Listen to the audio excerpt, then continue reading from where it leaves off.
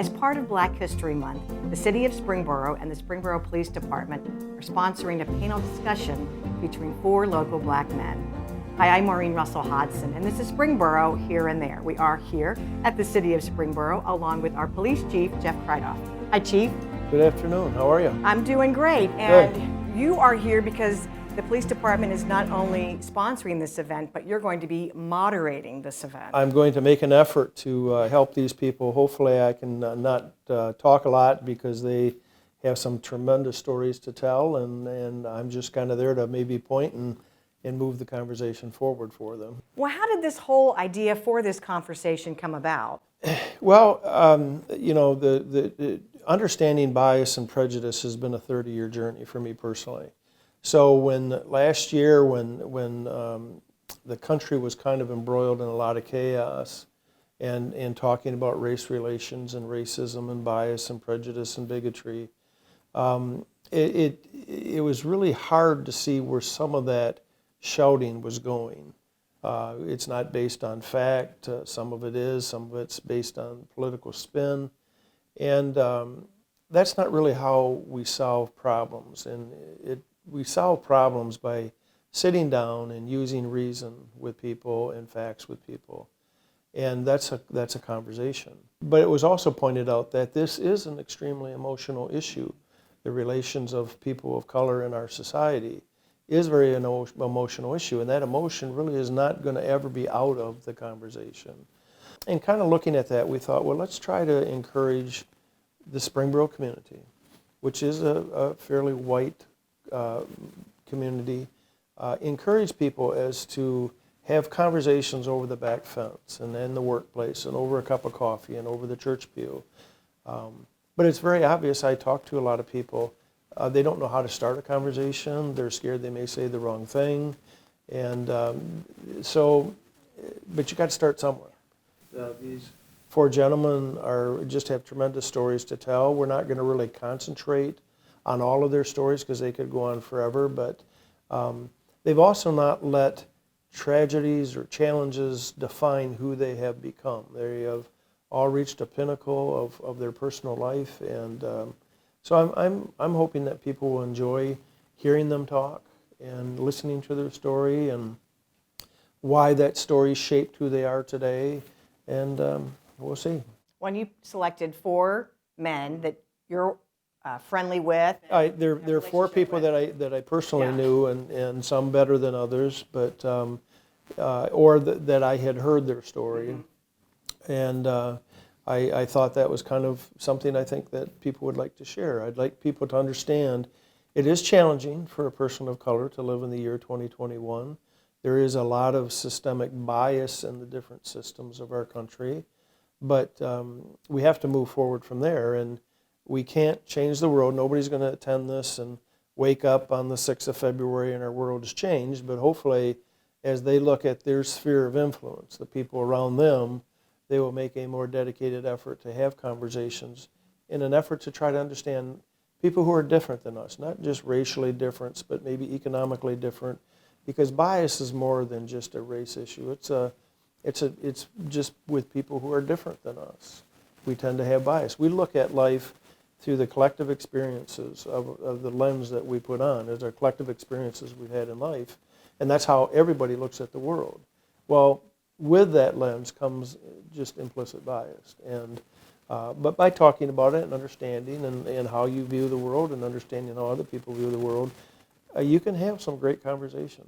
And this is such a huge topic of discussion that you're kind of taking small steps, and this is the first step, but at least, to share. Tell us who these gentlemen that we'll be hearing from. Well, the first gentleman is a 40-year resident, longtime resident of Springboro, Jerry Ferris. He's a 3-time Purple Heart recipient, just a tremendous career in the Marines as an embassy guard, and at one time his child was the only person of color in the entire school system.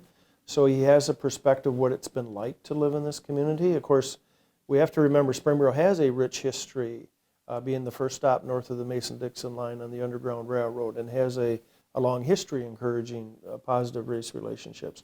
So Jerry is just a quality guy. Anybody who knows Jerry around town and listening to him. Another person is R.D. Caldwell, whose parents still live here.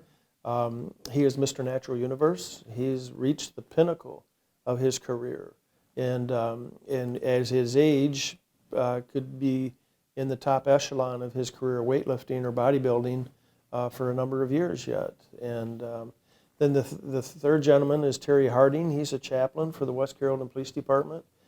So it puts him right at ground zero on this conversation that occurs between police and the community. Because when you talk about racism or bias in a community, people always want to point at the police department. But literally, when you talk to people, their exposure to bias, it turns into the retail sector and into the employment sector and in the schools, and it's not just a police issue. And Terry's kind of at ground zero with that, being the chaplain for them. And then the next person is the Reverend. He comes from Dayton. He has a family ministry, and he's quite unique. He was born and raised in rural Georgia. Alan Foster is his name. And so he comes from a background where he was just born in the hotbed of prejudice and bias, and how he now has this ministry in Dayton where he helps others and feeds people. And it's a family ministry, various ministries. And I just, listening to his story, when he came here, he hated police officers. And he'll tell the story about a policeman that was in his hometown. And I just personally found all four of these gentlemen to have an interesting story to me, and I'm hoping that other people in Springboro will like that story as well.